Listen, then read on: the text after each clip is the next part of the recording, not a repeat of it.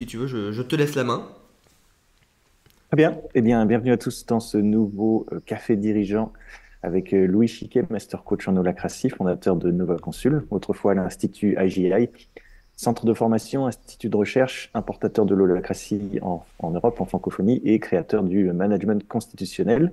Dans cette série qui s'adresse aux dirigeants, aux managers, aux leaders d'organisation, nous abordons toutes les 2 semaines des thématiques liées à l'exercice du pouvoir, au management, et particulièrement aujourd'hui, une thématique qui nous revient souvent, c'est quand changer de management, quand envisager une transformation profonde de son management, comme adopter l'holacratie, la sociocratie, basculer en gouvernance partagée, devenir une entreprise libérée. Euh, quand est-ce que c'est le bon moment? C'est ce qu'on va voir avec Louis. Louis, un mot pour commencer? Oui, bah du coup, très heureux de pouvoir prendre du recul aujourd'hui sur toutes les différentes méthodologies parce qu'on va aborder aussi pas mal de différents angles pour transformer son organisation. Donc, très heureux de m'y atteler. Avant de démarrer, un petit mot logistique pour ceux qui êtes sur LinkedIn ou YouTube Live et qui nous suivez en direct. C'est un espace pour poser vos questions, donc n'hésitez pas à poser vos questions dans le chat. Je les regarderai, je les ferai montrer à Louis et ça enrichira le débat. Donc n'hésitez pas, c'est vraiment l'intérêt d'être en direct. Et maintenant que ceci est posé, Louis, une première question pour poser le cadre. Est-ce qu'il y a un niveau de maturité business en deçà duquel il n'est pas pertinent de se lancer dans un tel projet de transformation, que ce soit holacratie, management constitutionnel ou autre? Alors là-dessus, du coup, ça paraît un petit peu évident, mais c'est que si on applique la pyramide de Maslow aux organisations, on va naturellement pas vouloir, on va pas avoir la bande passante non plus, l'énergie si on est en mode survie, donc en mode survie d'un point de vue vraiment business, on va chercher du business, ou même juste on est entièrement compressé par toute la charge de travail, etc. Alors ça paraît assez logique de pas, de pas se lancer dans un tel projet. Même si un nouvel outil, comme par exemple un management constitutionnel, ça serait super utile pour pouvoir faciliter cette gestion du business. Et en même temps, ce qui est amusant, c'est que durant le Covid, on avait justement une organisation qui était entièrement en crise et qui avait décidé de se lancer dans un tel projet. Pour justement, ça faisait du coup plusieurs mois avec le Covid qu'ils étaient en crise, ils avaient essayé plein de choses pour essayer de se transformer, etc. Et du coup, ils se sont dit, bon, bah, si le problème c'était le management, et donc, du coup, on va travailler sur le management et on va voir ce que ça va donner. Un autre client qui était aussi intéressant, c'était, il y avait trois départements, et donc un des départements, il perdait de l'argent depuis plusieurs années. Et donc, ils se sont posé la question, bon, est-ce que ça pourrait pas être intéressant au final de mettre en place un nouveau mode de management, puisque clairement, il y a aucun chef qui porte véritablement en tant que tel ce département. Et donc il y a clairement une lacune. Et est-ce qu'on pourrait pas avoir un nouveau mode de management pour faire en sorte que tout le monde puisse porter le département? Ça sonne un petit peu utopique. Et au final, ce qui est intéressant, c'est que, bah, une fois de plus, au bout de 2 3 ans, ils ont su revenir à une rentabilité. Et donc du coup ne plus perdre d'argent.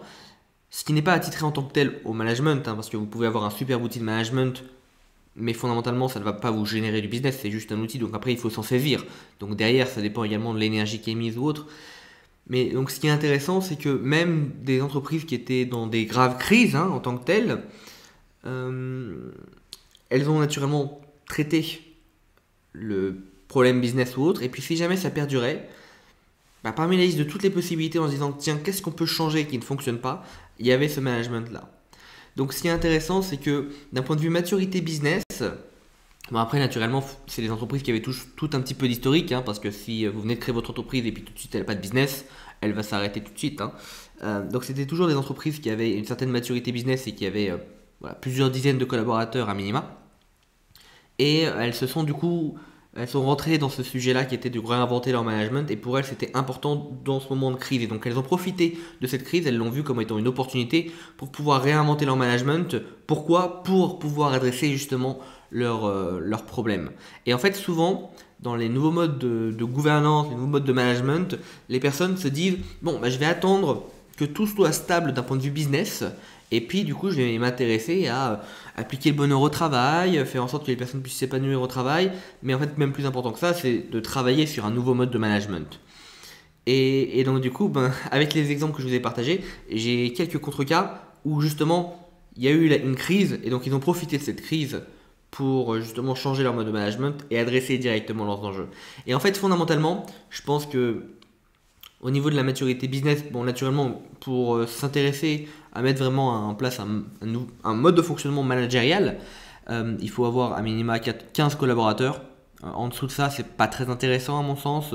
Au-dessus, ça commence à devenir très intéressant. Puis après, du coup, ça peut être plusieurs milieux et donc il n'y a pas trop de limites, hein, forcément, puisqu'il faut organiser toutes ces personnes-là.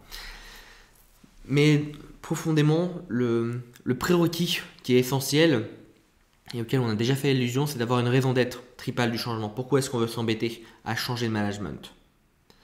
Et trop souvent, les personnes, lorsqu'il y a une croissance de dingue, bon bah du coup elles vont se centrer sur la croissance, sur la croissance, sur la croissance. Ce qui a une certaine maturité business. Et en même temps, on sait très bien que la croissance ça peut s'arrêter en un claquement de doigts, et puis du coup qu'ils peuvent revenir 3 années en arrière d'un coup. C'est ce qui s'est passé un petit peu avec par exemple l'industrie du bio, où ça a été, ils ont accusé le coup. Bon, pas autant, ils n'ont pas eu autant de régression, mais il y a eu quand même un sacré, une sacré ralentissement. Et donc fondamentalement, pour savoir si on est prêt ou non, il faut avoir une vraie raison pour y aller. Pas se dire sur un coup de tête, bon bah je vais y aller parce que ça fait sens, ou alors que je suis en paix, et donc du coup j'ai suffisamment de chiffres qui rentrent, etc. Mais une raison d'être tripale de la part du dirigeant qui pousse à envisager au fait d'y aller. Voilà du coup pour donner quelques mots là-dessus, Gaël. Merci Louis. Du coup, pas attendre un plateau où tout serait enfin résolu et on aurait enfin la bande passante pour y aller. Une raison d'être qui nous pousse à faire ce changement. Question de logistique, un tel projet, un projet de transformation managériale, ça prend quelle bande passante, ça représente quel budget? Est-ce qu'on peut continuer à avoir des projets business à côté ou est-ce que ça bloque tout le temps de la transformation? Mhm. Alors là-dessus, derrière, ça dépend du type de projet. Par exemple, est-ce que c'est mettre en place Holacracy? Holacracy en tant que tel, c'est donc une constitution, c'est une méthodologie qui est explicitée dans une constitution d'une cinquantaine de pages. Et donc forcément, le fait d'intégrer cette constitution pour tous les collaborateurs, donc vraiment à tous les niveaux de l'organisation, ça permet de faire des pas de géant d'un point de vue self-management, ce qui est vraiment impressionnant comme projet. Mais derrière, effectivement, c'est un gros bébé, c'est un gros projet. Et donc du coup, on ne pourrait pas par exemple avoir un projet de rénovation ou en tout cas d'ouverture d'un nouveau site ou ce genre de choses qui sont toujours des projets un peu lourds auxquels il y a besoin d'accoucher éventuellement à un moment naturellement, mais ce serait pas pertinent de pouvoir faire ça en parallèle de tels projets. Il y a vraiment besoin de se dégager de la bande passante parce que ça prend beaucoup de bande passante justement. Et quand je parle de bande passante, c'est pas forcément même en termes de temps, mais vraiment en termes d'énergie psychique. Où du coup ça va travailler, ça va faire travailler les esprits, etc. Donc ça par exemple c'est pour Holacracy, parce que c'est très dense comme contenu. Après si par exemple on prend un management constitutionnel, bon, bah, c'est quelque chose qui est beaucoup plus itératif. Directement également c'est quelque chose qui vient en support, qui est centré sur le business, donc qui vient en support vis-à-vis des collaborateurs, et donc c'est perçu comme étant plus secondaire, c'est un outil au service d'eux. Et donc forcément, bah, là il n'y a pas de question vraiment de bande passante, puisque de toute façon à chaque fois, on sait très bien qu'on n'a jamais le temps. Pour tous les projets, on n'a jamais le temps puisqu'il y a toujours plein de priorités dans tous les sens. Ça, bienvenue sur la planète Terre. Donc, avec un management constitutionnel, par exemple, où on crée une constitution sur mesure ajustée à l'organisation, bon, bah, il n'y a pas besoin d'avoir particulièrement de la bande passante ou autre, puisque ça va être quelque chose qui va se coller, se greffer à votre opérationnel. Donc, si après on prend d'autres méthodologies, comme par exemple l'entreprise libérée, si jamais un dirigeant se fait accompagner dans le cadre de l'entreprise libérée, bon bah c'est surtout le dirigeant, donc ça va être un voyage généralement qui dure plusieurs années, et ça va être surtout le dirigeant qui va être sollicité en tant que tel. Et donc du coup, ben, vis-à-vis de ses managers et des collaborateurs, ça va leur demander très peu de bande passante. Donc après c'est une question de, plus en termes de personnes, est-ce que le dirigeant a pu s'extraire suffisamment des opérations, par exemple, pour se lancer vers l'entreprise libérée. Donc en fonction de la méthodologie ou de la philosophie qui est derrière, l'enjeu en termes de bande passante va être différent. Voilà. Mais après, derrière, il y a besoin de bande passante. Par exemple, pour Holacracy, étant donné que je partageais le fait que ça soit très dense, il y a la possibilité aussi que vous le fassiez vous-même. Parce que Holacracy, c'est une constitution open source. Mais derrière, il y a cet enjeu de bande passante et de bien faire aussi les choses. Et J'ai des clients qui se sont formés par exemple avec nous et qui ont voulu mettre eux-mêmes en place Holacracy. Et au final, ça n'a pas eu l'effet escompté. Pourquoi? Parce que, un, naturellement, c'est un métier en tant que tel, mais de deux, le chose la plus importante, c'est que derrière, ça te bouffe de la bande passante. Il y a besoin de comprendre les subtilités, il y a besoin de se plonger dedans. Et donc, forcément, ça n'est pas un travail qui est facile, puisque, ben, en tant que dirigeant, il y a toujours des feux à droite et à gauche. Et donc, c'est comme tout projet, ben, parfois, il y a besoin de déléguer. Alors, Voilà. tu as un peu répondu déjà à la question, mais qu'est-ce qui est mieux dans ton expérience? Une transformation totale, disruptive, absolue, on-off, ou une transformation progressive, incrémentale? Euh, Ça dépend des organisations, on pourrait dire, puisqu'après, l'idée, c'est pas de recouvrir la planète Terre, que toutes les organisations fonctionnent selon un type d'outil, que tout le monde fonctionne en sociocratie, que tout le monde fonctionne en holacratie, etc. Moi, à mon sens d'expérience, selon la culture, il y a naturellement des choix en termes de management, en termes de gouvernance différents à faire. Toutes les entreprises ne vont pas adhérer forcément aux mêmes méthodologies. Et puis derrière, pour répondre à ta question, généralement, ce qui ressort le plus, c'est l'incrémental. Et en fait, pourquoi est-ce que c'est l'incrémental plutôt que le disruptif? C'est que, un, on peut déjà faire un petit peu un mix des deux. Dans certains cas, il peut y avoir une sorte de disruption qui va lancer un chantier incrémental sur plusieurs années. Et en fait, la raison derrière, pourquoi est-ce que moi en tout cas je pousse et je suis un fervent pousseur pour justement l'incrémental, c'est que la réalité nous a dicté que fondamentalement l'être humain avait besoin d'énormément de temps. Puisque lorsqu'on parle du management, on parle surtout de l'être humain, de sa posture, de ses habitudes. Et du coup, c'est intéressant, enfin, justement, hier, j'en parlais avec un manager où ça rejoint un petit peu le sujet des neurosciences. Alors, moi, je ne suis pas du tout neuroscientifique, hein, donc je prends aucune, je n'ai aucune casquette d'expert sur le sujet. Mais derrière, on vient sur le sujet de changer les comportements, ou en tout cas d'adopter de nouveaux comportements au sein des organisations, sans pour autant se limiter ou se censurer. C'est ça tout l'enjeu. Et donc, fondamentalement, ça, c'est un gros chantier en tant que tel, et il prend du temps. Et parce que derrière, on a été habitué, depuis qu'on est enfant, depuis qu'on était à l'école, etc., on a été habitué à adopter certains comportements, à avoir une structure hiérarchique, ou en tout cas, il y avait un supérieur par rapport à nous, qui pouvait être le professeur, qu'on devait peut-être, par exemple, vous voyez, puis il pouvait nous tutoyer, etc., etc. Et, euh, et donc, ça met énormément de temps à décliquer. Surtout pour des dirigeants qui, pendant plusieurs dizaines d'années, ont eu des habitudes qui les ont grandement servi et qui ont permis d'augmenter leur business, de plus facilement manager leurs équipes, d'aligner tout le monde, etc., etc. Et avec la mise en place d'un nouveau système de management, on demande de réinventer l'exercice du pouvoir, donc on ne demande plus aux dirigeants de faire d'une certaine façon, on demande à ce qu'ils changent d'un peu de posture, à ce qu'ils changent la façon qu'il avait de manager, à travers de nouveaux outils qui sont beaucoup plus puissants pour pouvoir faire exactement ce qu'ils voulaient. Donc c'est vraiment au service du dirigeant et au service du business, et en même temps c'est au service des managers et des collaborateurs. Mais derrière, le dirigeant il peut très bien dire oui de manière intellectuelle, mais dans la pratique, avoir ce changement de posture, ce shift, ça prend beaucoup de temps. Ça prend beaucoup de temps. Donc c'est pour ça que l'incrémental est à mon sens plus important. En même temps, il y a besoin au début de marquer une petite disruption. Et donc là, après, on vient sur quels sont les facteurs clés de succès pour pouvoir réussir un projet de transformation. Donc, quand je parle de disruption, c'est peut-être engager des vaisseaux à brûler pour marquer qu'il y a un changement. Le changement ne s'effectuera pas tout de suite, mais ça va être quelque chose qui va être dans le temps long, qui est quelque chose de beaucoup plus réaliste. Et puis, en plus de ça, on veut lower the expectation. On ne veut pas, comment dirais-je, on ne veut pas mettre les attendus hyper hauts en se disant ah bah tout va changer, etc. Et puis au final, il n'y a rien qui change, etc. Donc, c'est vraiment important de partir de quelque chose de simple et puis de manière incrémentale, itérative, l'augmenter avec le temps. C'est ce qu'on fait avec un management constitutionnel. Et puis du coup, ça rejoint l'objet de notre premier café dirigeant où on crée une constitution, une version 1, et puis de manière itérative, en fonction des difficultés et des problématiques, tous les 6 mois, on fait évoluer cette constitution, par exemple. Et ce qui fait que tous les 6 mois, on a le temps de pouvoir avoir les collaborateurs, les managers et le dirigeant qui s'imprègnent de l'outil, ou en tout cas des subtilités qui ont été mises en place pour cette première version, qui est relativement simple, peut-être 2-3 pages, et du coup de monter en compétence là-dessus, et puis d'avoir quelque chose qui est vraiment centré sur le business et ancré dans la réalité. Voilà, je vais m'arrêter là-dessus, parce qu'après il y a beaucoup plus à dire, mais bon.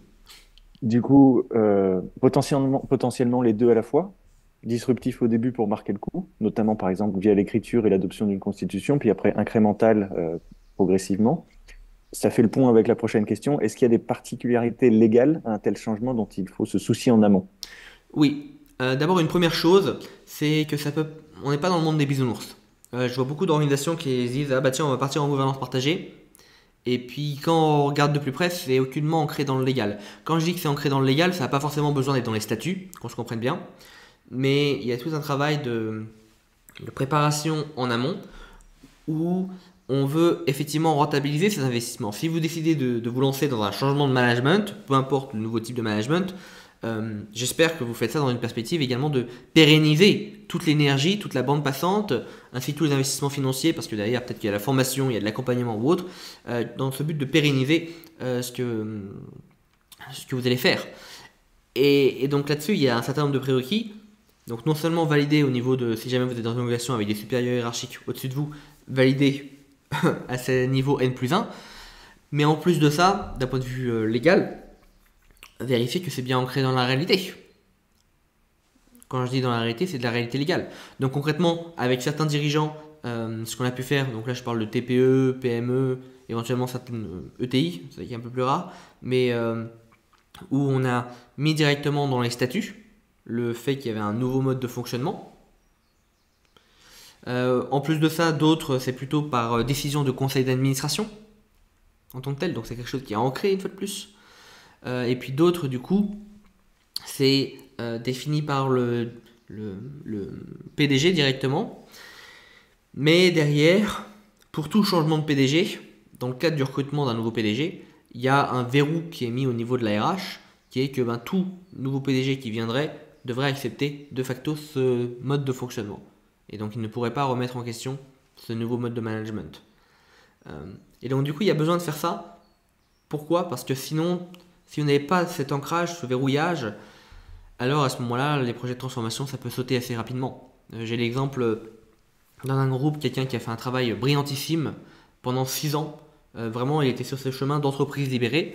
Et ça se voyait vis-à-vis de comment ses collaborateurs se portaient, etc. Pareil pour les managers dans son département. Et puis éventuellement, à un moment, bon, il était tellement brillant que le groupe lui a demandé d'aller au Royaume-Uni, parce qu'il avait besoin d'une personne comme lui au Royaume-Uni pour pouvoir gérer des opérations, etc. Bref. Et le problème, c'est que dès qu'il est parti, il a eu un remplacement, mais il n'y a eu il y a eu aucun verrouillage en fait sur son poste. Et ce qui fait que le remplaçant a en à peine 3 mois détruit ce qu'il avait mis 6 ans à construire. Donc c'est pour ça, fast is slow, il y a besoin de manière globale en fait sur quand adopter un nouveau mode de management, ne, ne pas forcément aller vite, il n'y a pas besoin de rusher, il y a un certain nombre de prérequis à travailler en amont qui sont essentiels parce que si on ne les travaille pas, bon, bah vous allez vous tirer une balle dans le pied pour plus tard, ça c'est sûr, c'est garanti sur facture.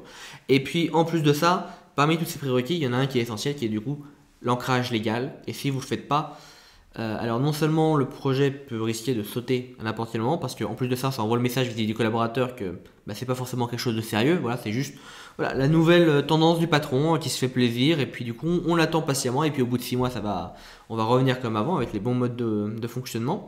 Et puis en plus de ça, dans le cadre d'une transition, parce qu'inévitablement à un moment ça arrive, hein, même un dirigeant peut prendre sa retraite ou peut décider de se lancer sur d'autres projets, il y a besoin du coup d'avoir cet ancrage là parce que sinon vous perdez tout ce que vous avez pu faire.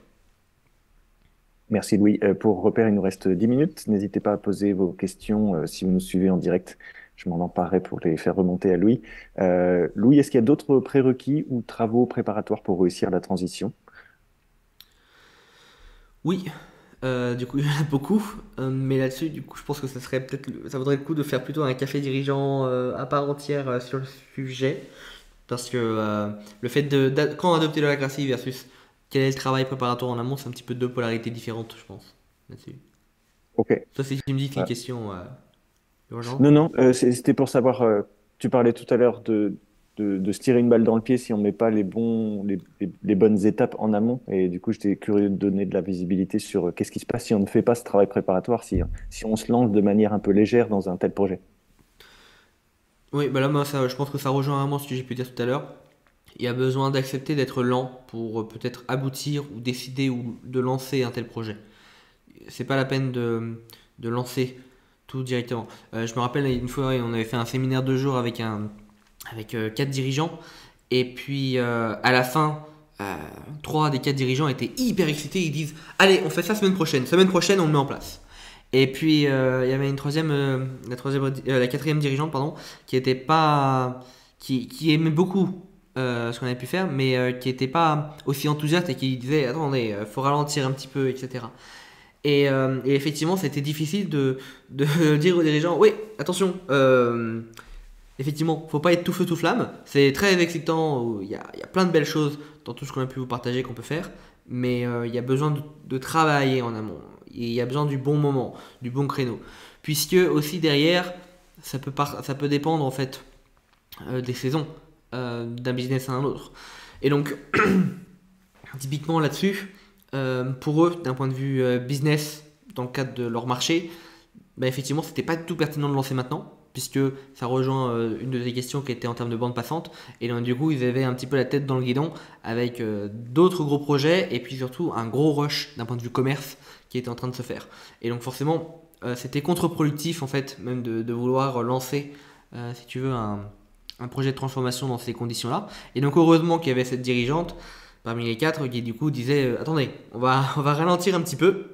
Et en plus de ça, ça tombe bien, puisque du coup, il fallait travailler justement sur des prérequis, où il y avait quelque chose aussi à vérifier en amont.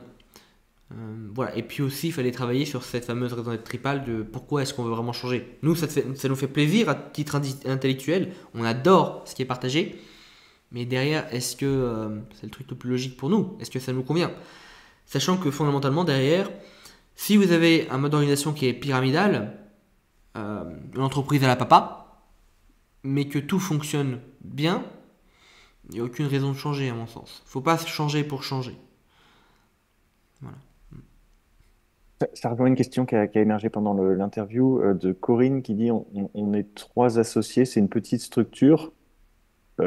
Tu disais tout à l'heure 15 personnes minimum pour se lancer. Là, il s'agirait de se lancer d'emblée parce que c'est quelque chose qu'ils veulent instaurer dès le début. Est-ce que ça fait sens? Oui, alors c'est d'autant plus simple parce qu'il n'y a pas de mauvaises habitudes qui sont prises. Donc même on a certaines entreprises qui sont lancées par exemple directement en holacratie dès que la structure a été créée. Et effectivement, c'est beaucoup plus simple. Comme les personnes, étant donné que chaque entreprise a son propre style de management, même si un management hiérarchique, la tradition orale fait que ça va grandement changer d'une entreprise à une autre. Pareil pour l'holacratie ou pareil pour une gouvernance partagée, etc. Et du coup, le fait de mettre ça en place dès le début, ça simplifie grandement la vie. Pourquoi? Parce que vous n'aurez pas besoin de le faire plus tard, de 1. Et puis de 2, les personnes, elles vont pouvoir travailler directement avec des nouveaux comportements et les comportements que vous souhaitez par rapport à ça. Donc après, naturellement, se pose la question de quelle est la méthodologie la plus pertinente pour vous dans votre contexte. Et puis aussi, c'est quoi le sens profond? Pourquoi est-ce que vous voulez vous outiller avec un management? Parce qu'on pourrait très bien imaginer que si... Après, ça dépend de votre ambition, si vous voulez scale up ou pas, passer à une échelle. Mais si par exemple, vous êtes 3 associés et que derrière, vous avez peut-être juste envie d'avoir 3 juste collaborateurs, etc. Bon, techniquement, on pourrait se dire que ça pourrait très bien fonctionner oralement comme structure. Et puis du coup, avec la notion de supérieur hiérarchique, la notion de hiérarque, et puis basta. Donc derrière, c'est quoi le sens qu'il peut y avoir qui pousse vraiment à s'intéresser à un nouveau mode de management? Et très souvent, surtout dans le cas en fait où il y a plusieurs associés, ça peut être justement cette question de entre les différents associés, qui porte quoi? Parce que c'est pas la même posture de travailler entre associés, qui est du coup ont les mêmes techniquement droits et devoirs, versus un dirigeant qui éventuellement porte 3-4 collaborateurs, où là du coup il peut être très directif et il n'y a pas de souci là-dessus. Donc se poser la question quel est le sens? Et puis à partir du moment où le sens est clair, bon bah là ça peut vous orienter selon la méthodologie que vous voulez. Et puis moi je pense qu'un des facteurs essentiels lorsqu'on se lance, et c'est pour ça aussi qu'il y a beaucoup d'organisations de TPE, PME qui nous font intervenir avec des profondes difficultés, c'est généralement celles où il y a plusieurs associés, il y a plusieurs cofondateurs. Parce que forcément la structure a grandi et ça ouvre plein de dérives là-dessus, notamment une qui est assez classique, c'est un collaborateur ou un manager, il veut faire quelque chose, bon bah il va demander à un des associés. Si jamais ça marche pas avec cet associé, bon bah du coup il va demander à l'autre, et puis l'autre va dire oui. Et donc du coup il dit ah oui super, j'ai ma validation. Et puis du coup là ça a l'art de créer des tensions entre associés qui sont inutiles pour rien. Enfin bon, ça c'est juste un des nombreux exemples en termes de problématiques qu'il peut y avoir. Donc voilà.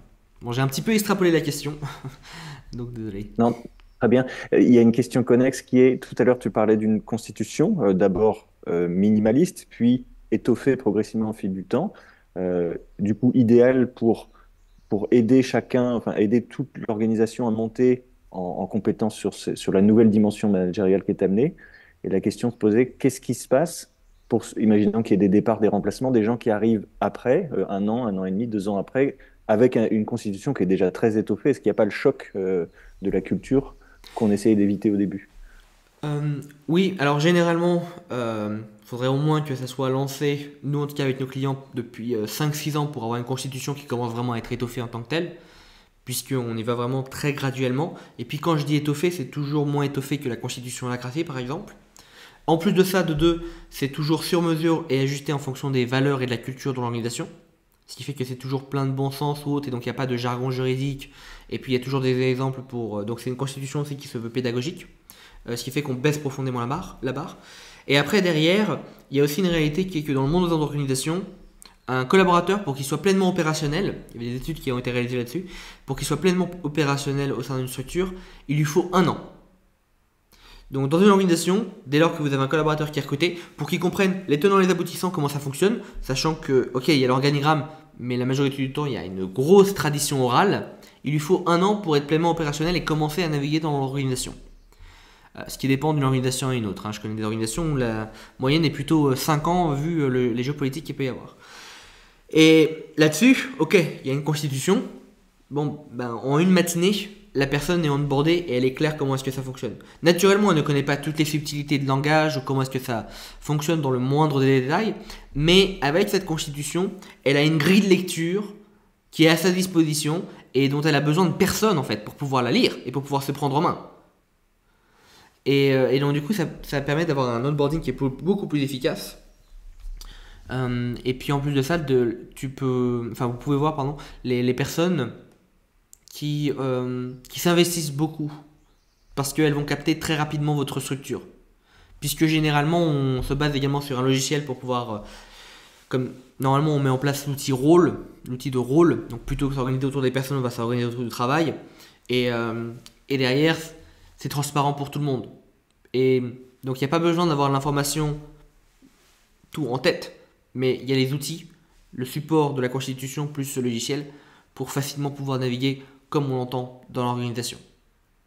Donc ça simplifie grandement en fait l'onboarding, de 1, et puis de 2, ça permet à ce que même un collaborateur puisse prendre des initiatives s'il le souhaite, parce que parfois on arrive à recruter certaines têtes brûlées, et c'est pour ça qu'on les recrute. Bon, bah plutôt que de les embêter, de les embêter et de les ralentir dès le début en disant non mais il faut que tu comprennes le mode de fonctionnement qu'on a, etc. Il faut que tu comprennes notre culture, etc. Bon, bah il y a quelque chose qui est explicité directement. Donc la personne peut foncer. Bon, naturellement, il y a toujours 2-3 erreurs qui peuvent être faites, ça c'est logique, mais son intégration va être beaucoup plus rapide. En tout cas, d'expérience. C'est les clients qui me le disent. Du coup, une dernière question, Louis. Est-ce qu'il y a des bonnes pratiques que tu aimerais partager, soit sur les étapes, soit sur le timing, la saisonnalité, ou des mises en garde à l'inverse pour, encore une fois, changer son management? Oui, du coup là-dessus, naturellement d'un point de vue business, il faut que ça soit en saison basse pour votre business, pour que vous ayez plus de bandes passantes. En tout cas, ça c'est dans l'idéal. Et puis après, de 2, je reviens vraiment sur cette notion de raison profonde, tripale, qui pousse au changement. Si jamais, si tu reprends l'exemple du département qui perdait de l'argent, bon bah alors à ce moment-là, eux ils sont pas intéressés directement à se dire on va réinventer notre management. Non, ils sont centrés avant tout sur leur business, etc. Et donc du coup il peut y avoir des sujets sur lesquels il y a le feu au lac, effectivement, mais ça va pas s'effondrer du jour au lendemain. Et vous avez su temporiser, donc vous pouvez continuer de temporiser. Et donc le management, c'est vraiment, j'ai pas envie de dire que c'est en dernier recours, mais il faut vraiment que vous puissiez déduire le fait que, ah oui, effectivement, ça fonctionne pas du tout, il y a un gros blocage, et c'est vraiment une question de management, d'environnement de travail, et donc là, à ce moment-là, il y a besoin de travailler sur cette thématique-là, et donc ça peut être un effet bras de levier qui vous permet de faciliter votre business. Mais, mais avant tout, focus business. Voilà. Je pense que c'est la chose la plus importante. Euh, Si pour faire une comparaison, je connais une personne que j'avais rencontrée à un moment et donc elle avait lancé sa boîte et puis directement elle avait fait de gros investissements dans des locaux, elle avait acheté des bureaux en plus avec tout le mobilier qu'il fallait, etc. Et en plus de ça, elle voulait investir dans des nouvelles méthodes de management directement. Mais il n'y avait pas encore de capital qui rentrait, etc. Donc à un moment, c'est juste du bon sens, hein. Mais bon, le bon sens est plus forcément commun, business first, enfin donc le business avant tout, et puis après, la réalité va vous dicter selon vous avez besoin. Voilà. Excellent. Merci Louis pour cet échange et ces éclairages. Merci à tous pour votre participation et vos questions. Sachez qu'on organise des cafés dirigeants toutes les 2 semaines. Le prochain est le 11 avril à 8h30. À chaque fois des thématiques liées au management et à l'exercice du pouvoir. Merci Louis, je te propose le dernier mot pour conclure. Ça marche, bah merci. Hop, mince, j'ai fait mon erreur comme ça. Bah merci Gaël, du coup, bah, c'est avec grand plaisir de pouvoir toujours discuter sur ces thématiques-là. Surtout, je pense peut-être que ça vaudra le coup de faire un café dirigeant à un moment sur tous les différents outils qui existent et en plus de ça, toutes les différentes philosophies, parce qu'on s'y perd un petit peu dans tous ces termes. Et donc, du coup, très heureux de faire le prochain dans 2 semaines. Voilà. Merci à tous en souhaitant une excellente journée et merci Gaël pour l'animation.